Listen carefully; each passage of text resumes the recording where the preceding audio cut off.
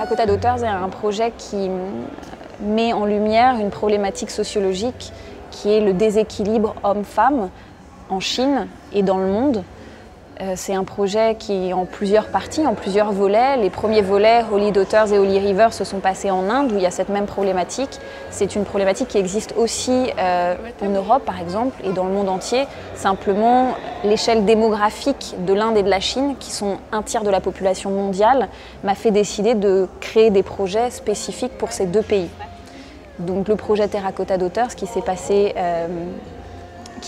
entre 2012, 2013 et 2014 en Chine est inspiré d'un symbole national très fort qui sont les soldats de terre cuite, parce que je voulais pouvoir parler à toute personne en Chine, dans le sens où même ces petites filles au fin fond de leur village où je suis partie les voir dans la campagne reculée chinoise, les soldats de terre cuite, elles connaissaient. À l'intérieur de l'expo, on présente aussi des œuvres inspirées du projet. Parce que quand je travaille un peu comme un arbre. Donc pour moi, les racines, c'est les voyages de recherche où je vais interviewer des spécialistes sur le sujet. Ensuite, je réalise un tronc qui est en gros ici l'armée et qui est le projet principal, qui est le projet aussi éphémère puisque cette armée est destinée à être enfouie jusqu'en 2030 en Chine. De la même manière que j'ai pu détruire comme ça des sculptures ou abandonner des sculptures à chacun de mes projets.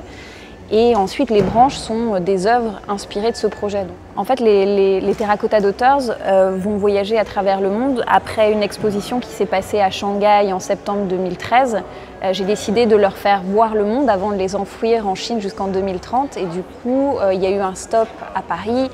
Là, le second stop est à Zurich. Ensuite, elles vont à New York et enfin à Mexico City avant de repartir en Chine pour être enfouies jusqu'en 2030.